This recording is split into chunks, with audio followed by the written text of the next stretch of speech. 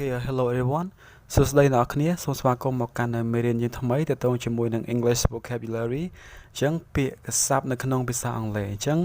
នៅក្នុងថ្ងៃនេះខ្ញុំសូមលើកទាក់ទងជាមួយ fruit ផ្លែឈើ fruit in Cambodia អញ្ចឹងផ្លែឈើនៅក្នុងប្រទេសកម្ពុជាយើងមួយចំនួនដែលមាននៅក្នុងរូបភាពហ្នឹងយើងមានសិតតែពពួកក្រូចអញ្ចឹងណាតើពពួកក្រូចទាំងហ្នឹងត្រូវបាននៅភាសាអង់គ្លេសគេហៅថាជាឈ្មោះអីខ្លះអញ្ចឹងណាឥឡូវយើងនឹងសិក្សាមួយក៏ប៉ុន្តែមុននឹងយើងសិក្សាលំអិតឬក៏តទៅជាមួយឈ្មោះផ្លែឈើទៅនឹងយើងធ្វើលក្ខណៈ quiz មួយសិនតើយើងចេះប្រមាណចឹងក្នុងចំណោមផ្លែឈើទាំងអស់ហ្នឹងអូខេអញ្ចឹងយើងមើលរូបផ្លែឈើទី1 picture number 1អញ្ចឹងតើនេះជារូបភាពអីដែរយើងមានរហូតដល់ picture number 5យើងមើលអូខេ picture number 2នេះជារូបភាពផ្លែឈើ2ក៏ប៉ុន្តែ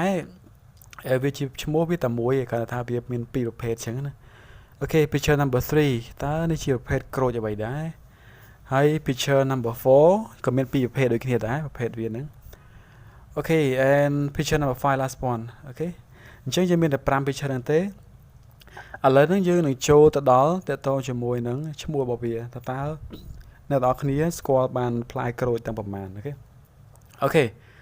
ខេanswer keys យើងមើលចម្លើយអញ្ចឹងរូបភាពទី1គឺក្រូចពោធិ៍សាត់អញ្ចឹងក្រូចពោធិ៍សាត់ខ្ញុំជឿជាក់ថាអ្នកនរគ្នាចេះហើយវាសាមញ្ញទេអញ្ចឹងគឺ orange អញ្ចឹង orange ហ្នឹងគឺក្រូចពោធិ៍សាត់ orange វាសាមញ្ញទេចុះទី2នេះក្រូចថ្លុងអូខេមួយហ្នឹងក៏ក្រូចថ្លុងរូបភាពមួយទៀតហ្នឹងក៏ជាក្រូចថ្លុងដែរក៏ប៉ុន្តែគាត់តែឈ្មោះវាខុសគ្នាបន្តិចអូខេអញ្ចឹងក្រូចថ្លុងហ្នឹងអង់គ្លេសថាអូខេ Pomeloអញ្ចឹង Pomelo ហ្នឹងគឺក្រូចថ្លុងហើយដល់ពេលមួយទៀតអាហ្នឹងក៏ក្រូចថ្លុងដែរតែជាប្រភេទតូចទេអញ្ចឹងឈ្មោះវាគឺ grapefruit អូខេអញ្ចឹងយើងមានពាក្យពីរសំដៅលើក្រូចថ្លុងហ្នឹងយើងមាន Pomelo ហើយនិង grapefruit អូខេគាត់ថានៅពេលយើងមើលពាក្យបើសិនជាសំដៅលើក្រូចថ្លុងតូចហ្នឹងយើងប្រើ grapefruit ទៅហើយក្រូចថ្លុងធំនៅពីច្រើននៅក្នុងប្រទេសកម្ពុជាយើងមានច្រើនណា Pomelo ហ្នឹងអូខេ next picture អញ្ចឹងមួយទៀតគឺ number 3អញ្ចឹងអាហ្នឹងគឺក្រូចខ្វិចហើយអញ្ចឹងតើក្រូចខ្វិចអង់គ្លេសថាម៉េចដែរអូខេអញ្ចឹង answer is tangerine អូខេអញ្ចឹងពាក្យហ្នឹងយើងអានថា tangerines យើងសកាត់សលេងនៅព្យាង្គទី3 tangerine អូខេអញ្ចឹងក្រូចខ្វិចគឺ tangerine អូខេ picture number 4អញ្ចឹងអានេះគឺក្រូចឆ្មាតែក្រូចឆ្មាលឿងក្រូចឆ្មាធំអូខេ so the answer is lemon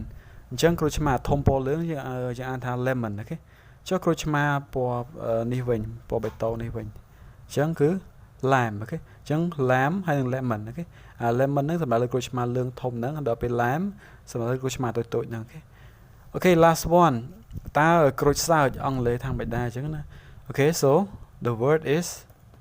Kaffir lamb អូខេអញ្ចឹង Kaffir lamb ហ្នឹងគឺក្រូចសើចអូខេអញ្ចឹងនេះគឺជាពាក្យទាំង5 picture ហ្នឹងតកោក្រូចទាំងអស់យើងលក្ខណៈថាសិក្សាតទៅជាមួយក្រូចសិននៅពេលរៀនក្រោយយើងនឹងមានផ្លែឈើបន្តទៀតដែរគាត់ថាមានផ្លែឈើមួយចំនួនខ្ញុំគិតថាអ្នកនរគ្នាប្រហែលជាអត់ទាន់ចេះទេអញ្ចឹងខ្ញុំនឹងស្រាវជ្រាវហើយខ្ញុំមកធ្វើបង្ហាញអូខេឥឡូវយើងចូលដល់ quiz ម្ដងថាតើអ្នកនរគ្នាចាំបានប៉ុណ្ណាតទៅជាមួយនៅពេលយើងមើលហើយតើយើងចាំបានប៉ុណ្ណាគេអញ្ចឹងយើងព្យាយាមធ្វើយើងព្យាយាមទុះទាយឬក៏ហៅឈ្មោះផ្លែឈើដែលតាមការចងចាំរបស់យើងអូខេ now look at picture number 1 okay what fruit is it អញ្ចឹងតើផ្លែឈើនេះមានឈ្មោះអីដែរ so the answer is Pomelo អូខេក្រូចថ្លុងអាធំគឺ Pomelo ចុះ picture number 2 here ក្រូចថ្លុងដែរតែក្រូចថ្លុងតូចគឺអូខេ the answer is grapefruit អូខេអញ្ចឹង grapefruit គឺក្រូចថ្លុងតូចហ្នឹងឯងអូខេ number 3 តោះ so easy orange អូខេ number 4 so lemon អញ្ចឹងក្រូចឆ្មាពណ៌លឿងហ្នឹងគឺ lemon ហើយចុះ number 5ក្រូចខ្វិចវិញ so ក្រូចខ្វិចគឺ tangerine អូខេ tangerine អូខេ number 6ក្រូចសើចអូខេក្រូចសើចអង់គ្លេសថា Kaffir lime អូខេlast one number 7ក្រូចឆ្មាពណ៌បៃតងហ្នឹងគឺ lime អូខេ just lime អូខេអញ្ចឹងផ្លែឈើទាំងចំនួនតាមពិតទៅ5ប្រភេទទេគាត់ថា ក្នុងប្រភេទខ្លះយើងបែងចែកជាពីរទៅអញ្ចឹងសរុបមកវិញយើងមានតែប៉ុណ្្នឹងទេនៅក្នុងមេរៀនយើងសង្ឃឹមថាអ្នកនរគ្នាចេះពាក្យសាមញ្ញទៅជាមួយផ្លែឈើហើយពិសេសថ្ងៃហ្នឹងខ្ញុំលើកតែតកោក្រូចទេគឺមានក្រូចឆ្មាក្រូចសើចក្រូចថ្លុងក្រូចខ្វិចអីហ្នឹងមកទាំងអស់អូខេអរគុណច្រើនយើងនឹងជួបគ្នានៅវីដេអូក្រោយ Thank you